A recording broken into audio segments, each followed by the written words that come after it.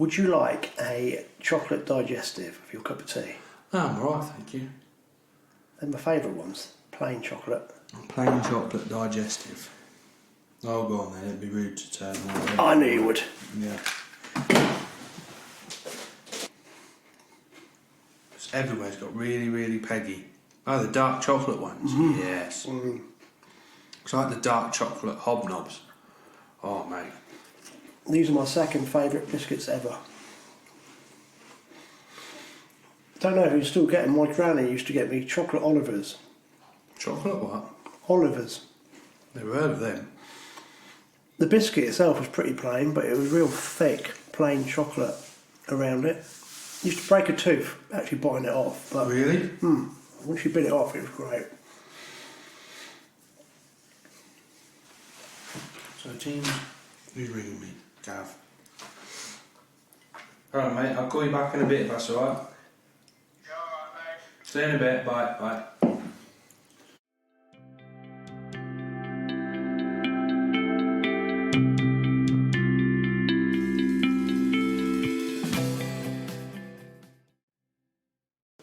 You were listening to Tales from the Tackle Shop. My name's Andy Page, and as always, my co-host is the smiling Alex Bates. Smiling.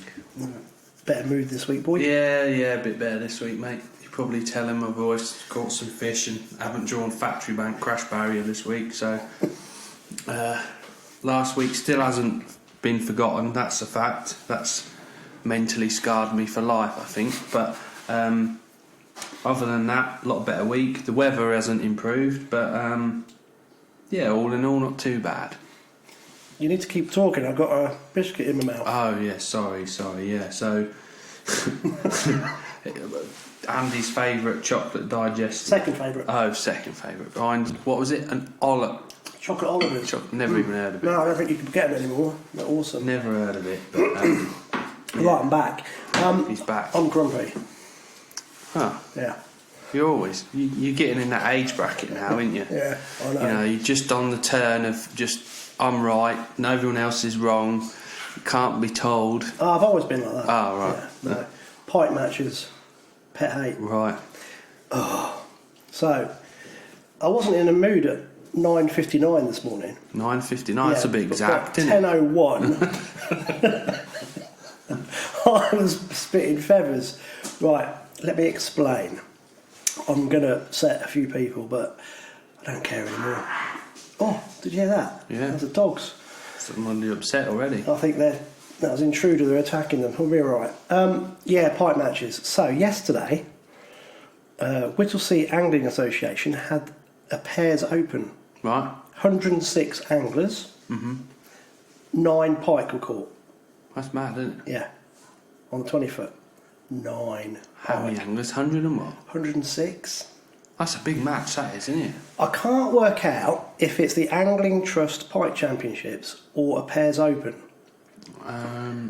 It'll probably be an Angling Trust Pike qualifier. No, I've looked online, and on the Angling Trust website, they are supporting the British Pike Championship. Now, to be fair, I've done a bit of research. Yeah.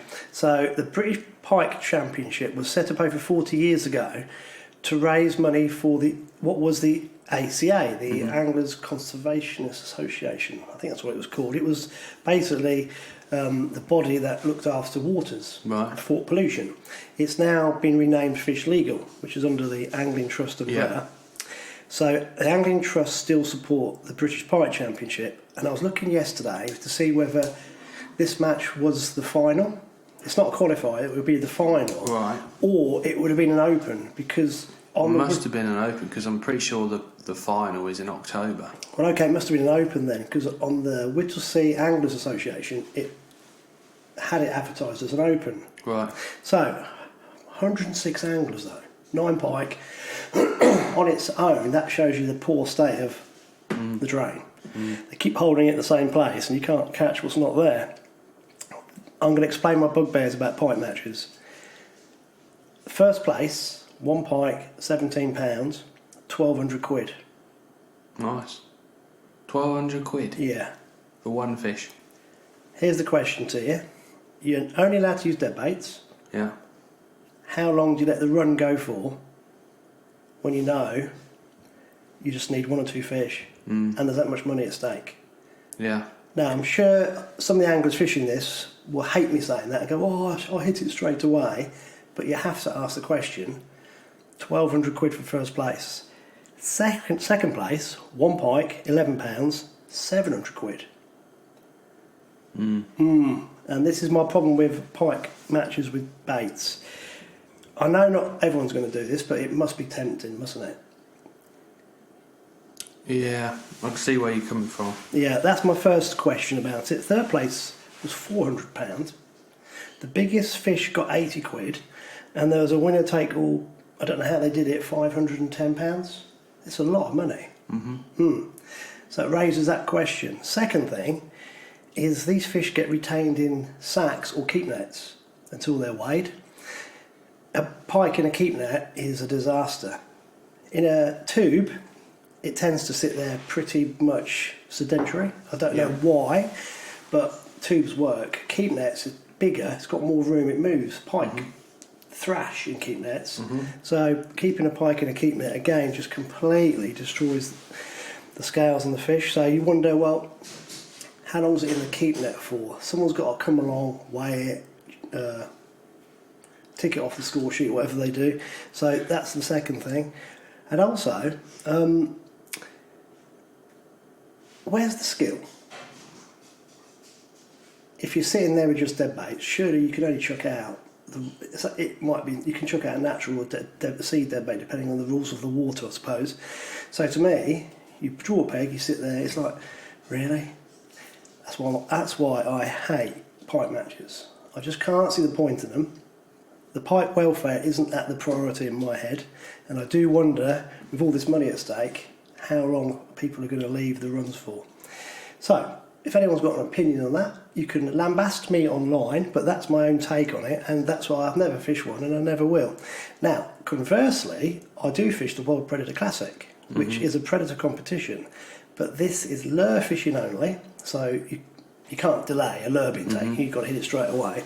So that completely gets around the deep hooking a pike. And this event is on boats. And what we do, you catch a fish, it's straight on a measuring board, photograph, straight back in. So there's no messing about retaining fish. So you can see my pet hates on these types of matches compared to the others. So don't really know where or why the Angling Trust stands with pike matches. Pike matches in my head doesn't sit right. So that's that one. Secondly, I saw online today that the Pike Fly Fishers Association are now going to have a fly fishing match at Welney on the 7th of March. And I'm thinking, oh no. Old Bedford at Welney has been absolutely hammered. It had so many types of different pollution over the years. It's had lots of illegal fish removal go on. That poor little drain has only just started to recover. And what's happening now is people are going down there thrashing it and putting on, here's my £10 pike online. It's not giving the place a chance to recover. I did try and put my points across today, but the person organising it is hell-bent on going down there. 7th of March on a little drain, this should be the time of year when the pike are just starting to spawn. There aren't many of them down there. It's been absolutely hammered down there, and you'd think, come on people, leave it alone. But no, they want to have a gathering down there. Now they're trying to deflect it by saying it's not a proper match, but they're still going to weigh all the small fish, all the medium-sized fish, whatever they catch. And it's just, to me, hasn't got a place in pike fishing. If you want to have a pike match, try and do it in a way in which the pike care is the priority.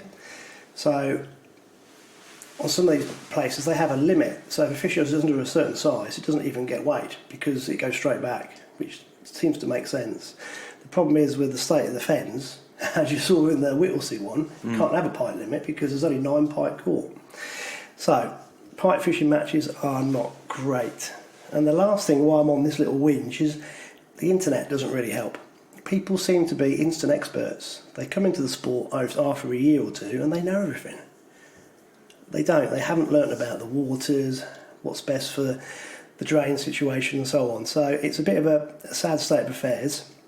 I know a few people are going to disagree with me, and that's fair enough. They're entitled to their own opinion, but match fishing's okay with coarse fish. They're hardier, they go back. Pike, top of the food chain, are really, really delicate creatures. So retaining fish just to get a weight to me is nonsensical. If you can go pike fishing, catch a fish, you want to take a quick snap, do it really quickly while you're at the water's edge, nice and low to the ground, and then put it back. Not have pike matches. So there we go, there's my little rant over about that. Rant over. Oh, it's still bubbling, sorry. What are your thoughts on what I just said? I can understand both sides of the fence, really.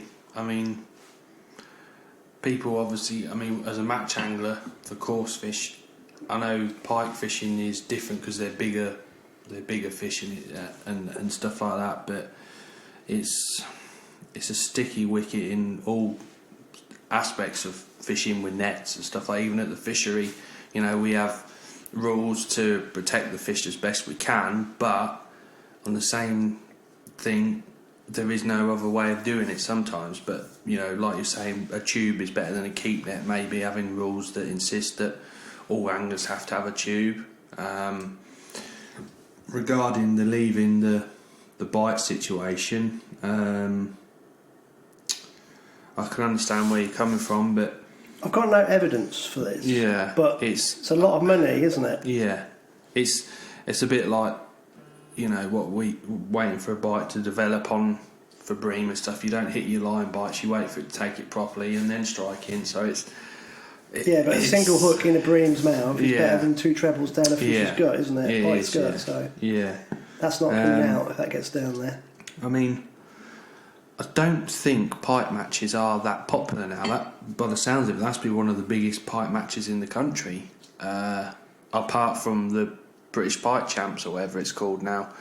So I think that is sort of a one-off big event. I do know odd local clubs have little matches, and they're the same sort of nucleus of anglers that go, and they are sort of hardened pike match anglers. They're a bit like the match anglers. They're the same sort of group of anglers, so they know what they're doing. But it's a sticky one, that one. It is. It's and then you could get live baits. How if live baits are allowed in matches, then where have they caught them from and stuff like that. There's loads of grey areas in pike fishing. There is. There's loads of ways people can cheat as well.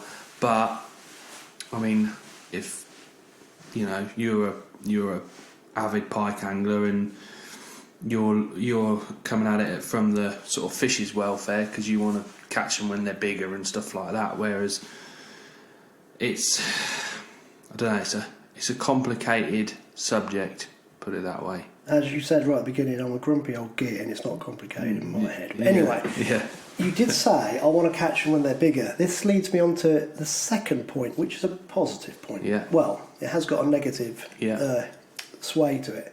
What I've started doing, I am asking pike anglers for their help. Now, we have noticed over the last few years the 16-foot has really demised. Right. And to be fair, the 40-foot, the middle level, all around, the whole system has had a massive drop-off of pike captures. I'm not talking about jacks, I'm talking about pike over £20. So, this is going to sound really geeky.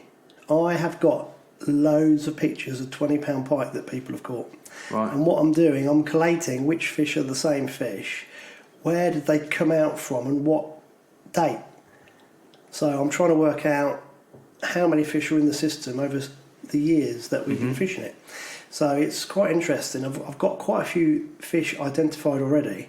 So you can see as they've come through the ranks of £20, £22, £24, £26 and so on.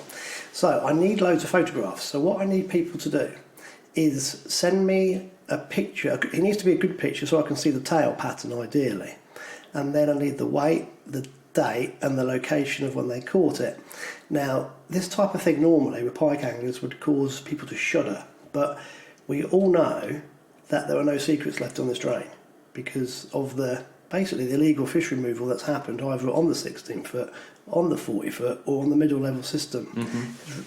The taking of the big fish has absolutely annihilated the stocks of these big fish. So what I'm trying to do is put together a case study so I can graphically represent how many pike were in the system over the years from, I say, 2005 onwards, and then we can plot the demise, because we now know this year, last year, there was there's nothing there to be caught, basically. Do you think, like the 20 foot, for example, Chainbridge is absolutely solid with bait fish, as you call it, and we're in an element because it's solid with roach and perch and everything.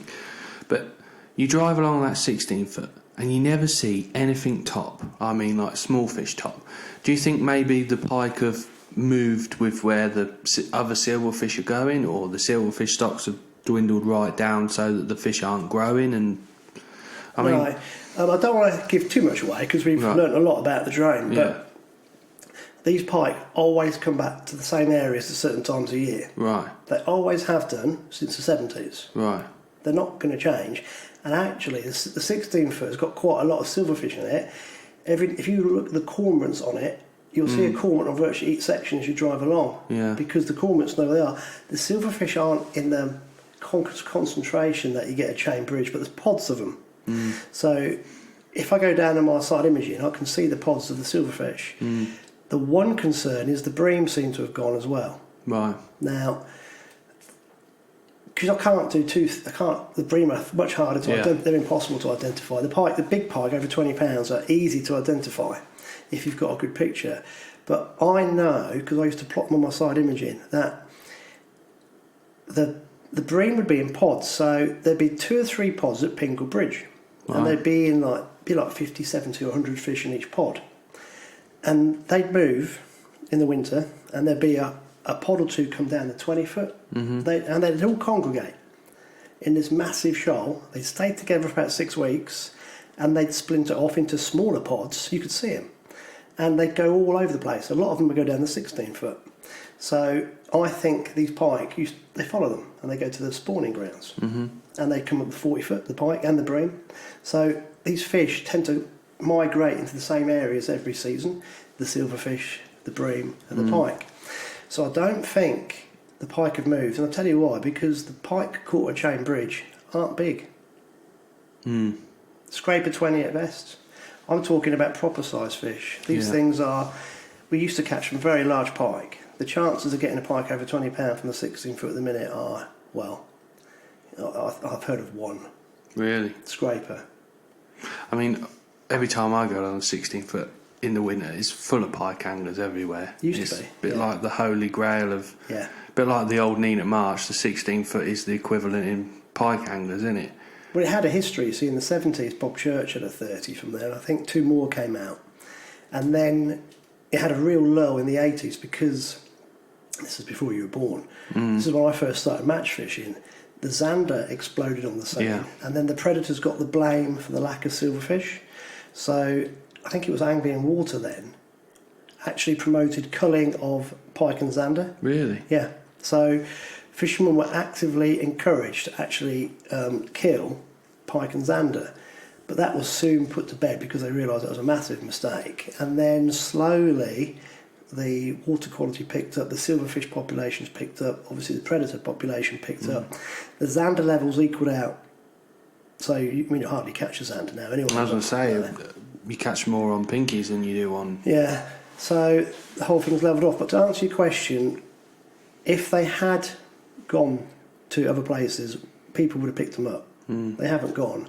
What's happened is, I think there weren't that many big pike around anyway, but those that were used to make a long journey. And these fish are, they're huge creatures, and of course they lay eggs, don't they, for the next generation. So what we're really concerned about is now that they've just demised, and I really just want to plot how many fish were in the system the last 15, 20 years, because it's quite an eye-opener. I've only, like I said, I've got quite a few pictures already, and it's amazing how many fish were around. And then it's the last 2 or 3 years, it's absolutely gone through the floorboards. But what I need is actually concrete proof, because I'm going to send my findings to the EA and the Angling Trust and say, look, we've got the proof. It's better than actually doing any kind of netting or sonar activity. We've got individual fish. This is when they were around. These are the years. This is where they used to be caught. They're not there now. Why? Well, we know why. Because they've been nobbled elsewhere. But it's actually having the proof to point it out to people because it's so dire now. Pike anglers are very, very happy to tell me what they caught because it's all historical. Like I said, there's no secrets anymore, which is a real shame. And we've got the same problem on lots of river drains. But this one's easier to identify because we can see the individual fish, and some of them were quite unique and they're getting quite big. So, if anyone's out there has got some pictures and happy to help out, please let me have them. Any pictures I have, I'm going to keep just to myself, just to plot the tail patterns. I won't share pictures of anyone's captures or anyone else. And also, the more information people give me, the more information I will give them back, because I think that's only fair. So if someone sends me one picture, I'll just say, well, it was that fish that was caught then, there and there. But if someone sends me 7 or 8 pictures, I'll be able to give them the whole map of what was caught when and where. So that's the way I'm going to do it. And I've had loads of positive response from quite a few well-known pike anglers already. So we've got that one well and truly off the ground. Should I keep going? Keep ranting. I think I've bored you. Keep ranting. This is a positive. Oh, good. Yeah. Peter Emery. Yeah. Yeah. Pete Emery is a top man, isn't he? Yeah. Lovely chap. Starting this podcast off has been brilliant because I've met people that I didn't know before, and Pete was one of them. So I don't know what you call it, front cover for the podcast, the picture we use for the episodes, has got Pete with a very, very large fendon fish. Oh, yes. Yes. The lesser spotted stickleback. Huge. It must have been 1/8 of an ounce. Really? Yeah. Bigger than perch I caught at Factory Bank then the other week. Yeah. I think it's a Fen record. There's some big ones in Tid. What, sticklebacks? Yeah. I remember one match on the Bourne League, we had, I think it was second round or something, and I drew near the, basically cloud back towards the sewage treatment thing, you know. Yeah, I know. Yeah. As the road goes away. Yeah. And I drew there, and it was gin clear. They scraped all the weed back, and it just looked pants. Do you know what I mean? And up near Cloudbridge, they were getting fisher chuck, and there was probably 15 of us all in a row, never caught anything. And all of a sudden, I think it was Colin Fisher started fishing for these sticklebacks, and by the end of the match, there was a method of how to catch these sticklebacks. And it was like, oh, I ain't fishing for them, Everyone's running your rig through, not catching nothing. And after a while, you thought, oh, crap, I've got to actually catch these now. I'm seriously got to catch sticklebacks. And basically, the trick was to put some white punch crumb in, like quite a lot of it, in just where your keep net would have been, back your keep net. And then what that did is it highlighted the sticklebacks when they come over it. So you could see the sticklebacks in your peg. And then you'd fish like half a squat or half a pinky. Just half a squat? Yeah, just nip it in half with a pair of scissors and a 26 and like just dangle it in, and it'd be amazing the size of some of these sticklebacks. I think Colin Fisher won the stickleback cup that day. I think he managed to actually weigh 2.5 ounces, I think. Of sticklebacks. And I think I had an ounce. Lance next to me, he had like an ounce and a half, or we both had the same. Anyway, it was quite funny because everyone was like, how many you got now? Oh, 50 odd. How many you got? 60. And there's millions of sticklebacks there. That's all that was there. And then the bloke on the end peg, he sort of refused to fish. Well, caught one just so he hadn't blanked, which most people did. And then literally 5 minutes to go, he caught 2 roach and 2 chucks and won the section with like 3 ounce, say.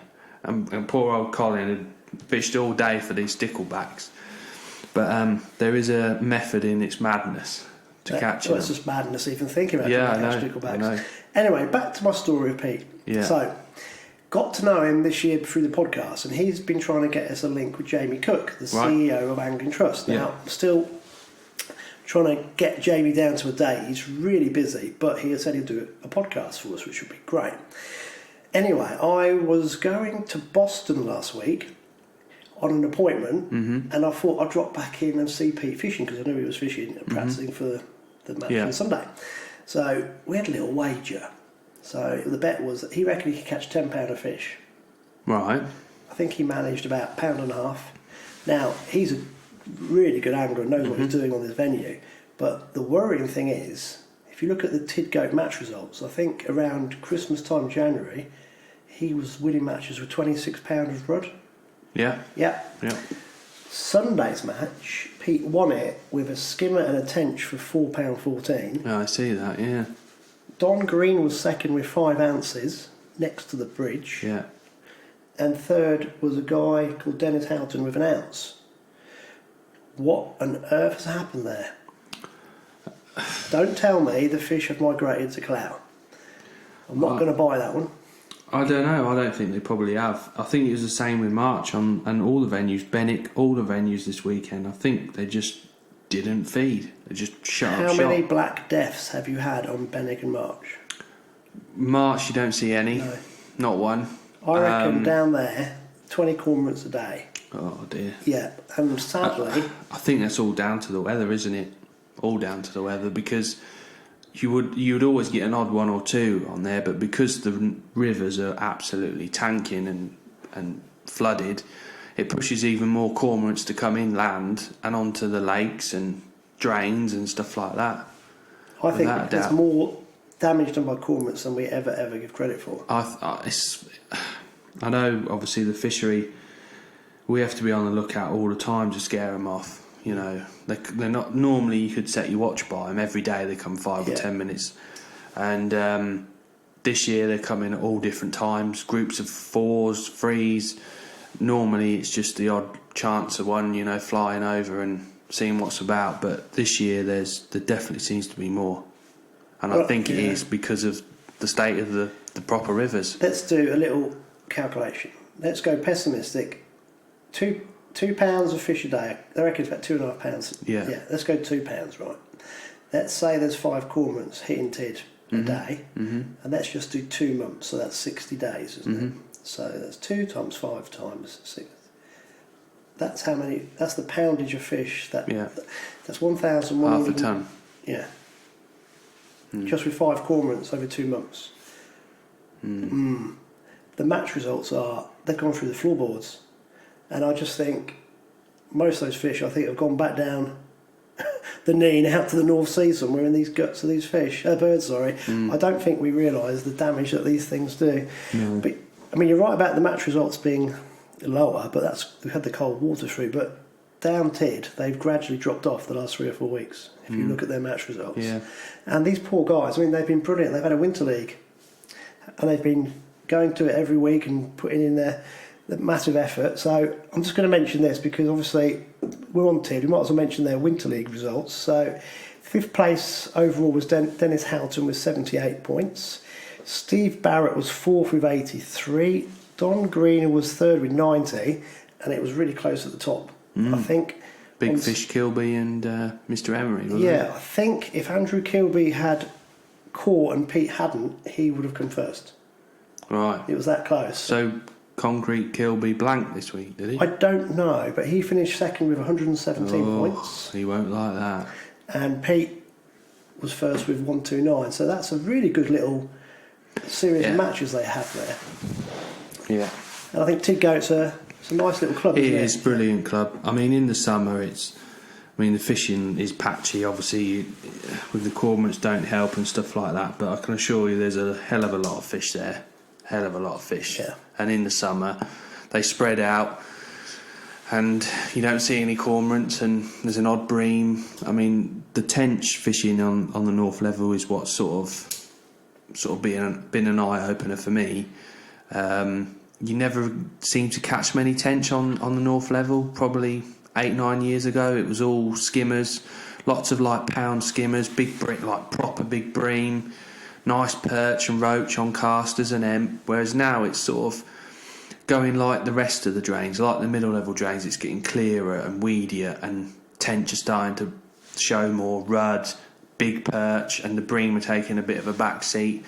I mean, there's days when the bream do feed, you know, the conditions are right and that, but it's definitely changing into like all the other rest of the drains. They used to have colour all the time, so I don't know why it's changed, but people think that, you know, the fish ain't there like they used to. They're there. It's like the 20 foot in the summer, 40 foot, 16 foot. Them fish are there. It's just the conditions aren't right for them to feed. 16 foot. If you break a swim out for tench, it's Yeah. fantastic. If Yeah. you free bait it, it's just the effort of doing it. Yeah. But you go down there in the winter, it looks, like you said, devoid. Yeah. No, Tid's a good little club, and they run things really well. Yeah. And that's a smashing winter league. But Yeah. I just thought that needed mentioning because it's great that these little clubs Yeah. have, and Yeah. their members are great. They go every week and they keep reinforcing what they're doing. So that is awesome. Now, Alex, I think it's going to be hayjack time soon. Hayjack, yeah. Hold on, I need to put my lasagna in the oven. Okay. Otherwise, the missus is going to go mental. So let me just do that first. Right, lasagna's in the oven. I'm in good books. I spent all day making this lasagna. Oh, I bet you have. Yeah, I'm half Italian. Hopefully not. Coronavirus. 100% fen boy. Femboy born, femboy Yeah. bred, strong in the arm, thick in the head. Say that again. Femboy born, femboy bred, strong in the arm, thick in the head. That's what we are, aren't we? Yeah. Yeah. Can't read. Old fen tiger. Old Or fen- you're a fen boomer. Yeah, I am a fen boomer apparently. Yeah. At least I've turned the microphone on this week. Normally forget that. Yeah, have you checked that we are recording this? Yeah, I normally play it back, don't I? But I'm positive we're all right. Good. Right, I put the lasagna in and I've made myself a cup of tea because You've had your rant, haven't you? So you can just chill now. I've got to take a tablet in a minute, but Yeah. we'll be all right. Yeah. Right, this is the bit you've been waiting for, isn't it? Revenge. Hey, Well, Jack. I mean, it's not. I mean, Hayjack's a competitive league. Don't get me wrong, but it's not. It's not like winning the Winter League final, which we wanted to do last weekend. But even so, after last week's disappointment, we felt that we wanted to win the league and do all right and prove to ourselves that we can catch a few fish. So all in all, the venue's changed about 4 times on the Saturday because of the weather. Anyway, they went for one section on the 20 foot around Chain Bridge, 3 sections in a row at March through the allotments, and 2 sections at Benwick.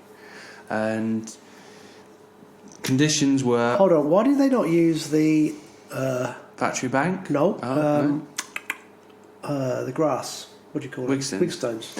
Well, they tend to leave that for pleasure anglers, whereas that bit there we've got some nice parking, down the old allotments car park in Oxbow that doesn't really affect the locals, so they tend to use that more rather than use the boss pegs in the town. Oh, so actually thinking about other people rather than actually putting you on the best Well, pegs.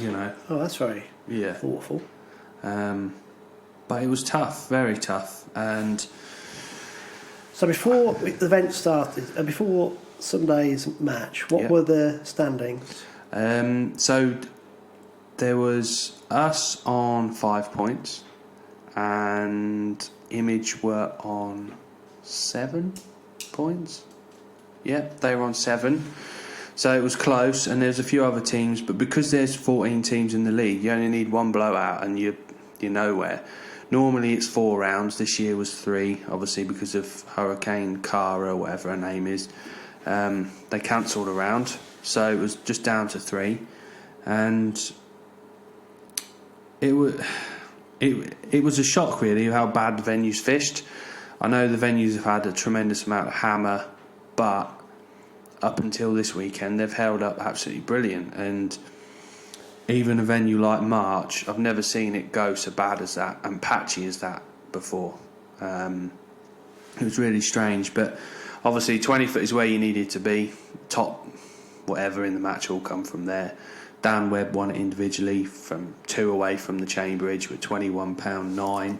Second was Andy Todd next to the bridge on the opposite bank because they double banked it with 17.14. Alistair Ogilvie, who fishes in our team, he was third off peg 1 with 16.14, and then Dan Abbott, the other side of the bridge, had £16.8. But it was quite close because it was all bunched near the bridge. The fishing was quite tight. Everyone sort of had a chance, even though some anglers were waiting a little bit longer for bites, and they were close to the bridge. So if they'd have pegged it normally, like 1 to 15 in a row, there might have even been some blanks at the end there. So either the fish have bunched up tighter but the weights probably don't show that they've bunched up tighter, or the fish are on the move, because people have caught some fish at the footbridge last week, and I don't know, you're talking to even a lot of the venues, the fish wasn't like they should be for this time of year. So possibly they're on the move, or they've just had enough and shut up shop and not hungry anymore. I wonder how much cold that water was that came through. Yeah, we've had a lot of rain, didn't we, last Yeah. week? Cold rain as well. Bit of snow, Bit of didn't snow, we? yeah. Bit of everything, but there we are. So Alistair Ogilvie was obviously on the 20th for us. He got third in section. Moving over to Benwick, we had a bit of a disaster at Benwick, really. It was very, very patchy with the low numbers in the town, and they pegged it the same as they do the Winter League final. So there was like 5 pegs up on the boats. Well, 3 of them are, and a couple of them are off the boats, and then the first 9 pegs, say, and the middle bit was absolute dross. Poor old Goddard, Simon Godfrey, he had an ounce and a half in the middle of Benwick. Permanent peg 16 or 19 he is, but permanent peg 19, so he's sort of 2 before the wires. He's caught an ounce and a half, just perch. Oof. No roach. Rob Hewson next to him has caught 2 ounce. Andy Lawrence has caught 2.5 ounce. And then basically a few fish had sort of come down the section from the low numbers, and there was sort of some £3 and different bits and bobs. So you had to draw really well in that section. You had to draw early. Steve Emigray won the main section with £14.10. The M peg on the boats at Little London, a bit of a noted peg. He's had 14.10, lots of small roach. And the guy next to him had £11, and I think Steve Joyboy, he was on peg 1 at Benwick. I don't think he's ever been past peg 4. He's he has. If he has, he's been on the boat, so he's always on a flyer. He's Joyboy. But I'll tell you what I've noticed doing this podcast. You get very bitter. I do, yeah. About the way some people Yeah. draw. Yeah. It's quite funny watching your It's face. same anglers on pegs every time. They must have. Well, they got the magic. Well, they must have, yeah. So that was pretty grim at Benwick, and then there was 3 sections at March. I was the first section at March, and I drew a good peg. Ah, I drew a good peg. how'd you do? I won my section. Ah, Yeah, on £9.14. I felt a bit bad, really, because I've never ever drawn this peg. It's the one before the style in the allotments, or what was the allotments. And earlier on in the year, it was all skimmers, and basically I never caught any yesterday. I don't think hardly anyone caught any yesterday. It was pacing and running hard. I caught one. Didn't have any bait on the hook. That easy. Yeah, but you're brilliant, aren't you? Size of them hooks, you don't need no bait on, just wind it in. And I had £9.14, but I had a really enjoyable match, really. Sort of started after 20 minutes, I'd caught 1 fish. People around me were blanking. I'd heard that other parts of March were blanking, which normally the first 20 minutes of March is your golden period where you got to get a decent weight in, you got to be ready at the start. So everything was reversed. Why is that then? Is that time of day? They're feeding early doors? No, it's because the fish are hungry and they respond to feed. Wow. So basically, because you didn't catch for 20 minutes, it told me that they didn't want no bait. Yeah. And I managed to start. I had a little perch line down the edge, and I sort of winkled a few out on a top kit. Obviously, I had a bit of practice from the week before at Factory Bank. You are a wasp expert. Yeah, wasp expert. Yeah, and But you're not bitter about that at all, are you? no. Someone's got to catch them, haven't they? So, and then I managed to feel way into the match, and the flow sort of eased up, and you could sort of fish small hooks, light floats, and short lines because of the wind. Even though it was windy, you'd think you need a long line, but you had to fish a short line just so you could get your rig in the right place, right over your bait to catch. And I really enjoyed it. Like I say, 9.14, no stamp fish really. I had an odd sort of 3 ounce roach, an odd little pommy 2 ounce. But I feel for Mike Lyons really, because he sat there all day. Well, after the first day I realised that it was pants, and he's fished a chopworm match. He's had an eel. I'd heard something, he's caught an eel. I was like, oh, right, okay. oh, he's just caught a £1.5 perch. I think, oh God. And then right on the death, he's had a great big billy. It must be £3. I've got some pictures. We'll put it on the podcast thing if we can. And basically, he had sort of about 30 odd fish for £9.12, and I had £9.14. And I felt bad really because his face when I weighed £9.14, I was like, "Oh, sorry, mate. I know I am generally sorry that I beat him, but it's." Why are you sorry? Well, just because he's not. He's sort of filled in for us for the Tackle and Baits era team, and he's sort of getting just new into the match fishing sort of. He's actually done something different. We spoke about this with Cheesy Bob a few podcasts ago. I've never seen perch like that in March. Well, never. That's really good that someone's gone with a different approach. Yeah, it's different. I mean, he's sort of sat it out there on a big worm, and he's paid off for it. Yeah. And what I mean is, it's a shame that he didn't win the section, but it isn't a shame that I won it. It's one of them, if you know what I mean. Yeah. But so yeah, he had 9.12, and then next weight was Steve Harwood with 5.12 in my section, and basically as you went away from the trees and the cover, it just got terrible. Like 4 ounces, 3 ounces. Did the wind affect it again? I think so. Plus, the fish just wanted to be in the cover, and they were hard to catch where they were as well. And then there's just little pockets of fish all the way through. Gav Butler won his section. He had a nice little battle with another team member of ours, Stevie Winters. Gav had 4.4 and Winters had £3.5. They were first and second. And then there was a couple of £3 and £2, which you wouldn't even weigh that in normally at March. Do you know what I mean? If it was an open match. And then it was weird. You got to the end of the turning bay, bypass side, and there was pockets of fish. Tom Moretti drew the M peg as normal. Jaw bag, epicenter Tom. Fishes for image, bet you didn't guess that. And he had £13 on the end, and there was a £11, a £10, an £8. And then all of a sudden, there's like a gap, which... It's probably, 150 yard gap where these trees and brambles are.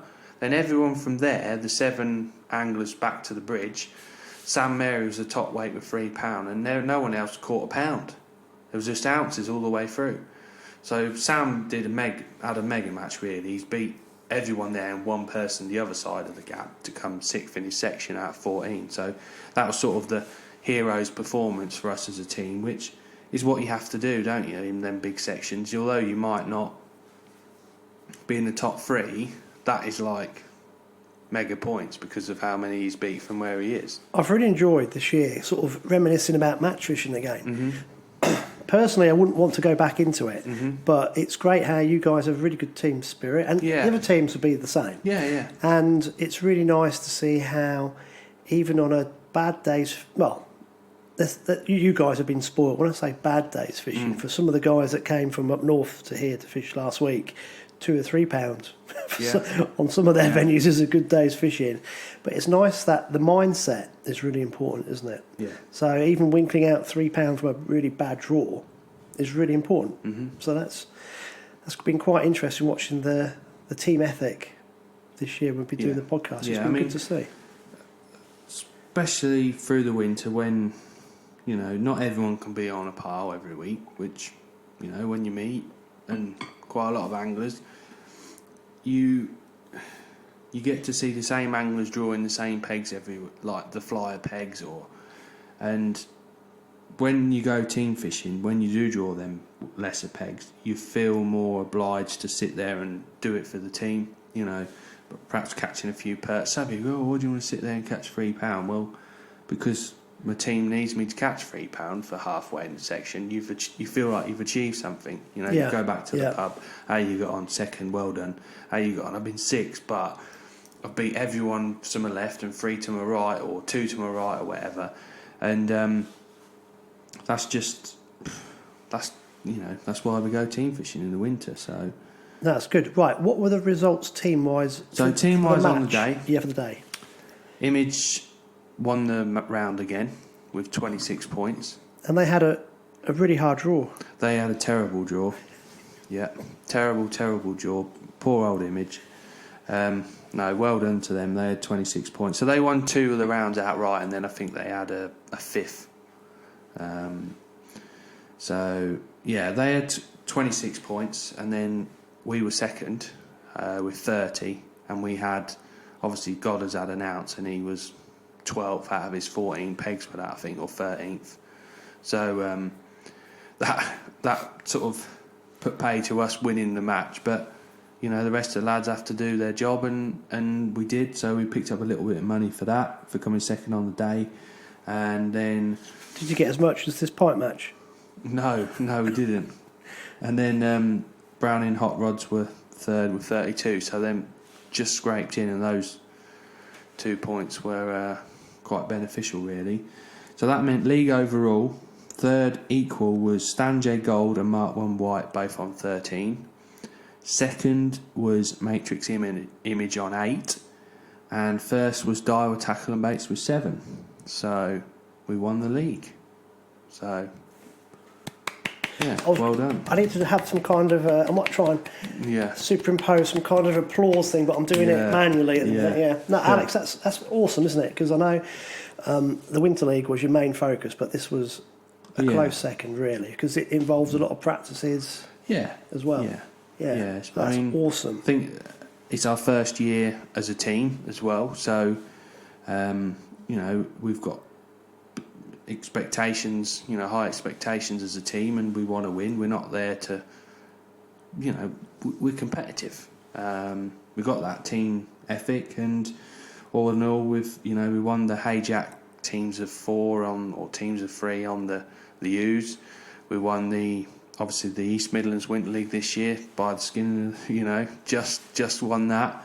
And then obviously we won the Hayjack League as well, so this year we've got to be well happy. Obviously the big disappointment with the Winter League final, but all in all, you can't really moan for a first year together. Well, I think the sign of a really good team is winning something or coming high up over a series of legs or events. So winning the Hayjack and Image, to be fair, as well. Image has been second to us. I know. So you've got another really strong team, very close on your coattails. The problem with the Winter League is it's a one-off. Yeah. And as soon as you get that bad draw, you cannot catch what's not there. Yeah. I mean, we know that the other teams are going to, you know, be more determined and put more effort in. So we've got to put more effort in, and which we're going to do. You know, we're not a big squad of anglers, so we rely on you know, commitment, people saying they're going to be there and that. So we'll see next year. I think the venues that are picked, pretty straightforward, pretty much the same as this year, with how well the East Midlands Winter League fished. Not too sure about the Hayjack side of things, but all in all, positive. I think we're going to do some matches as a team on the Broads, on the Thurn and the Bure. We're going to do that. Perhaps a few matches on the Trent. Most of us go to Ireland. So that's the first 2 weeks in September, pretty much gone. And then as soon as you come back from September, it's all go again. 12 weeks on the trot.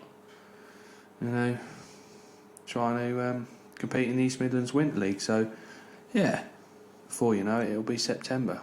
Good. That is awesome. I've got one question. Mm-hmm. Do you guys not get bored fishing the same venues around here? Yeah, you do. You do. I mean, after Sunday, everyone was a bit like how the venues fished, a bit flat and a bit, you know, obviously we'd won the league, so there was a good bit of banter and stuff like that, which there always is after any of our matches. But yeah, I think everyone just gets a bit. So, originally I was one of these, do away with the close season, and you know, we don't need a close season and stuff like that. But I can see from a point of view now where the venues need the rest, definitely need a rest, and the anglers need a rest, because you need the break to come back, you know, motivated and keen again. Whereas, for example, if the match is carried on, I think that the numbers would dwindle as people sort of lose their appetite for it and drive, and I think... Well, you're right. People have got to balance between going fishing, family life, the economics of it all. Yeah. I know talking to you about the fish, they're getting a bit tatty. They need a rest. The They banks definitely need a rest. Yeah, everything needs a rest. Yeah, I know from my pike fishing, if I fished really hard, I get to March the 14th and I don't want to even think about going for about the next month. I just do anything that's not fishing related. I mean, the bug soon starts to come back again and it comes back stronger. But you're right, you sometimes need to have a little break from it, recharge the batteries, do other things. I mean, some people might say, oh, well, as a business point of view, surely you want the rivers to be open all the time, but you've got to look at everything long term instead of short term, haven't you? And I think, as a business point of view, I think long term, maybe having the close season is a gain. Whereas short term, you think, oh, this is better. I'm busy all year round. I mean, you could, if you're a tackle shop, probably in the Midlands somewhere where the Severn or whatever's been flooded, you know, your winter trade is completely wiped out, and then, you know, you've got another 3 months then of no one fishing the rivers anyway. So it swings and roundabouts. But for me in this area, I think having that 3-month break or 4-month break does the venues a world of good, to be honest. Well, I think you're right. And also, you have got a major advantage. You've got a commercial. Yeah. Yeah. I mean, I think there's so many commercials now and different sort of aspects of fishing people can go at. People do different things. Like here, seasonally, the drains are winter fishing, aren't they? Yeah. Or early morning, Yeah. last light, fishing for tench, bream, rudd, that sort of thing. And that's how it is. Whereas I suppose if you're in the Midlands, it's all barbel fishing in the summer, and then in the winter it's a bit of barbel, odd pike and stuff like that. So I think there's plenty of commercials for anglers to go and fish, plenty. So I think commercials have been, when they first sprouted up, it was like, what is this? This is Mickey Mouse. But actually, now commercials are really well established. I mean, the carp match fishing scene is really strong. Mm-hmm. Obviously, carp fishing on its own is the biggest fishing in the country. And I think the commercials are great for getting youngsters started. yeah, and just short fixes, you know. If Yeah. you need to catch some fish, go to the commercial, catch some fish. And it's safe, it's comfortable. You know, everyone knows the crack with commercial fishing. There's still your die-hard natural anglers that will not fish a commercial, and if that's what they want to do, that's what they do. I haven't got nothing against them, and it's the same with anglers that just fish commercials. They think, why do you fish naturals? Everyone does what they enjoy. Exactly. And talking of commercials, we'll do a video in April. Yeah. We'll do a venue highlight of Piddly. Yeah. And in my head, I'm going to take Leighton, who's 8. What we'll do, we'll buy a rig from the shop, use one of my poles, get him catching. Yeah. Sure we'll be able to pick that up? Must be that old. It'd be too heavy for him, wouldn't What, my old it? Yeah. Can't use a landing net pole, you know. Nothing wrong with my old poles. I had him out the front here. That's when I had that skimmer and that rod. He'd be fine. Yeah. Was it an old Seal Star or something like that? It is whip. Yeah. A whip. That ain't a pole. That'd be You right. kill someone with that. I bet it's that big and heavy. Anyway, back to what I was saying. Yeah. We'll get down there and then we'll set him up. We'll get a shop bought rig and just show people how easy it is to get kids going. Yeah, yeah. And this is a bit I was going to say. Commercials are a bit boring for me, but I like waggler fishing them. Right, yeah. And so clip up and hit a reed bed or something and keep pinging the maggots. And so we'll do 5 minutes of someone who likes natural venues, but how a commercial might appeal. Yeah. That's what I thought we'd do. And then we'll do a short section with you doing it properly with the match type commercial gear. So we're going to cover novices, beginners, quirky old boys who are grumpy, Boomers. veteran boomers, and people who do it properly. So, and I think that's the advantage that commercials bring. That they're stuffed full of fish, and there is something there for everybody. Yeah. But you have to use it for how you want to. Yeah. Yeah. So that's good. Although they are stuffed full of fish, you can't just get away with a massive hook and bit of line. Sometimes you can, but because the fish are pressured, they've seen it all before, they're harder to catch, and that provides a challenge in itself. But you're spot on. When I took the boys from school last year, they weren't catching. They just didn't understand about feeding, and their rigs were really clonky. The hook, the knots on the hook. So every child that I took, I got them catching on my waggler setup. I said, look, but we're going to feed. Now we're going to cast. How'd you do that? It's the feeding. Look at the setup. It's very simple, but it's neat and tidy. So you're right. It's about getting the basics right, but then it all flows. Right, Hey Jack was brilliant. You've had a brilliant season as a team. Yeah. Winter League, the draw was unavoidable. Couldn't do anything Yeah, about we've it. got to forget about that now. So, from your point of view, then you've got a few matches that you've already started to pencil in the diary, haven't you? So, Yeah. what about your feeder? So, the Fenland Feeder series that I've run, this will be its third year now. Each year it gets more and more popular. It's one of them matches where it's nothing serious.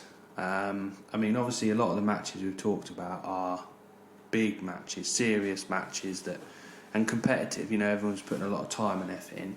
In the summer, everyone's busy and doing stuff like that. So, the idea of the feeder series is we don't draw too early, so you can go out the night before, have some beer, enjoy yourself, have the barbecue or whatever. And then in the morning we draw 9 o'clock and we fish 11 till 4. So it's really leisurely. Someone like yourself, Andy, just turn up with 2 feeder rods. You know, obviously there's no leads involved, so you can't fish a lead. You have to have a feeder on all the time. You have a 10-minute pre-baiting period, which you don't have to use. So you could just wait till the all-in. So at 10 to 11, the pre-baiting period starts, and you can put bait in on your lines, obviously no hook bait, and then at 11 o'clock the whistle starts and then you can start fishing properly. Some anglers choose to start feeding then rather than in the 10-minute pre-bait. It's a little bit different, so you've got to think about what you're doing. Predominantly the middle level is skimmers and bream. There's a few roach and different bits and bobs. There's that element where you could catch a big weight, 70, 80, 100 pound of bream possibly. Or you might be in a section where 10 to 15 pound of skimmers. So different varies of feeder fishing. So you might have a little chuck for some skimmers and then perhaps a longer chuck with big old lobworm on, or big baits, put some big load of bait in at the start. It's entirely up to you. And the series is pairs. So again, sociable. So if you've got an old mate that has fished the drains and you think, yeah, I think you'll enjoy that, it's perfect. It's not big money. It's just 20 quid pools each match, and it's £40 a pair to enter the series, so 20 quid each.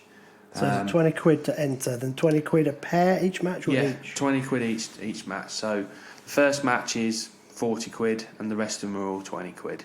I do a nice raffle. That's a big payout. Big? No, that's sensible, sociable payout. So I do 20 like quid. I have to do extra paper round for that. Yeah, I do a raffle afterwards, so I bring sort of 10 or 12 prizes, sort of 10, 15 quid's worth of feeder related stuff, ground bait feeders, bits and bobs, so everyone comes back for the raffle, and the series decided on weight, which again is another good thing. So instead of the top anglers winning the sections all the time and getting 1 and 2 points, like last year for example, the lads that ended up coming second, I think, Paul Borden and Gibbo, they'd caught nothing for the first 2 rounds, and the last round one of them had 80 odd pound, won the match and propelled them into second. So it keeps people keen. You never quite know what's going to happen, and last year Joe Roberts and Jono won it with quite a big weight, so it's good, it's sociable. I like that because it means that the really good in-two match anglers would romp it if you're not careful. If it was on points, Yeah. the same anglers would be thereabouts. But whereas weight, with weight, it gives everyone a chance. particularly good bream anglers, Yeah. if they just land on a shoal of bream, they could Yeah. do really well. Right, I've got my phone open because Yeah. I'm looking at dates for the diary. So we have the first round is Sunday the 26th of July. Excuse me. And then the second round is the 2nd of August. Again, middle level. Haven't decided what sections yet. And then the last round is the 16th of August. So we've got 2 back-to-back, miss a week, and then the third one over and done with before all the nationals and different bits and bobs like that. So it's a nice little series. It's friendly, good bit of banter, and more the merrier. I think we had 20 pairs last year, so yeah, it's good. Hopefully we'll get a few more this year and see how it goes. So yeah. I've got World Predator Classic on the 16th. Oh. Oh. Oh, well. You can have stand-ins. Yeah, you can change partners, can't you? Yeah, which is another thing, if you think, I've got someone and... Oh, yeah. Because I was having a chat with my secret weapon, top local match angler. I'm not going to give away any names, but he knows who he is. So maybe we could at least do one match together. Yeah. But if I get that swing tip out... Who? Bob Fitzjohn, you're on about? I'm not telling you who. You said top local match anglers. Well, he's one of them. There's nowhere more than Bob Fitztench, is there? Really? I'm not giving away my secrets. No. No. Well, that sounds like a really, really good event, and it's less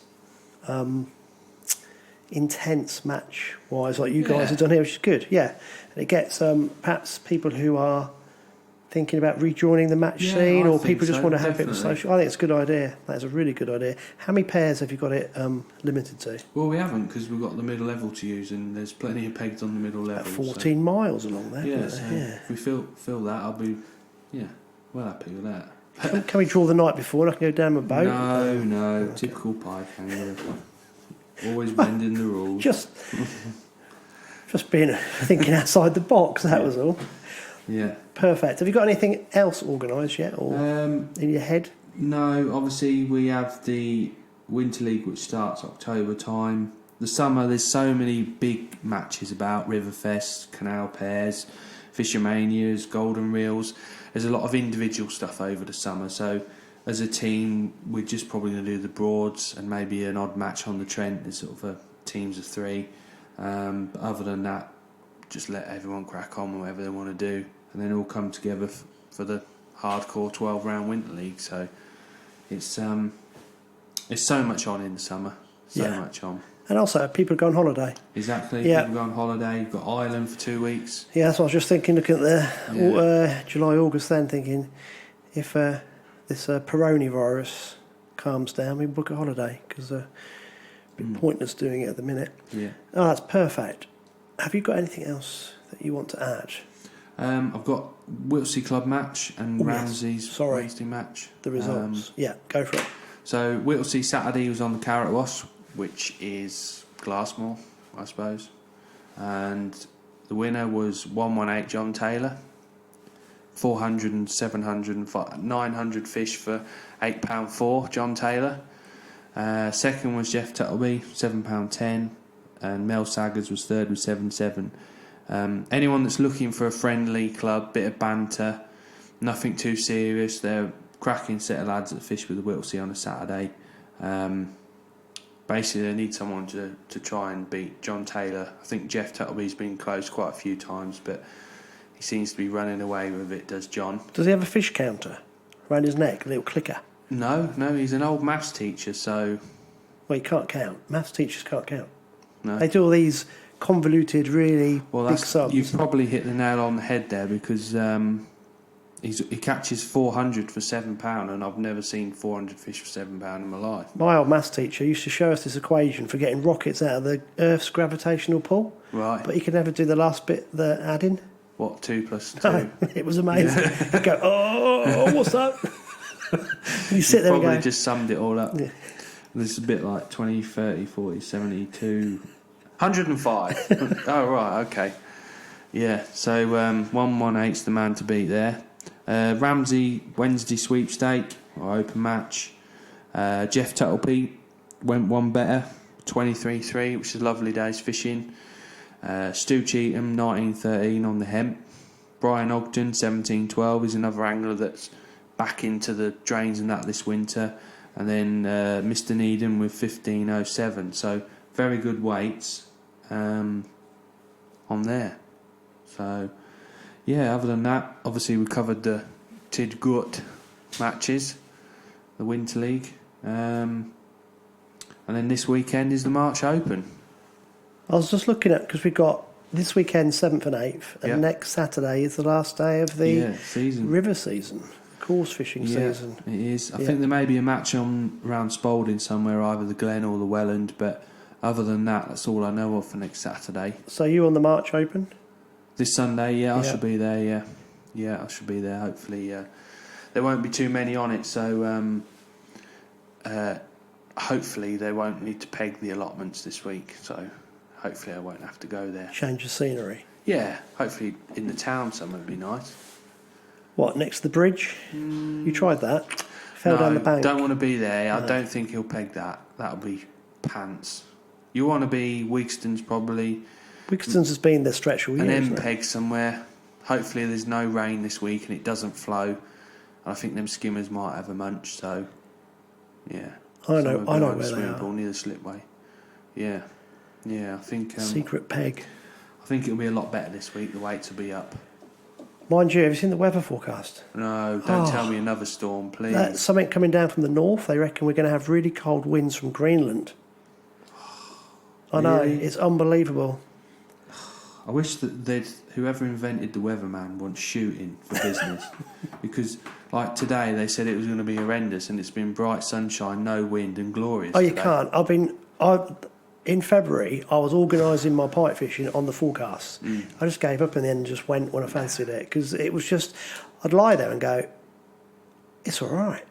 Why am I not out? It's been stunning today. Yeah, it's It lovely felt day. like spring today. Yeah, You know, I've even had the door open on the shop and windows, and it's like, wow, this is nice. Yeah. You know, normally if you open the window, all my stock would be on the floor in 2 seconds with the wind, but how are those maggots? Are they hatched yet? not yet. They're still not surfaced yet, so They'll be there soon. yeah. I've got one more thing we need to add. We've changed the date for the Old Neen clear-up Yeah. because I couldn't bear the thought of you boys being down doing your census challenge. Well, you know. You're not getting away with this. We're going to push it back a week. We'll do it either the Saturday or the Sunday, 4th or 5th of April. Been in touch with Kai. Yeah. He's already sending emails out to the middle level commissioners Yeah. and Fenton District Council.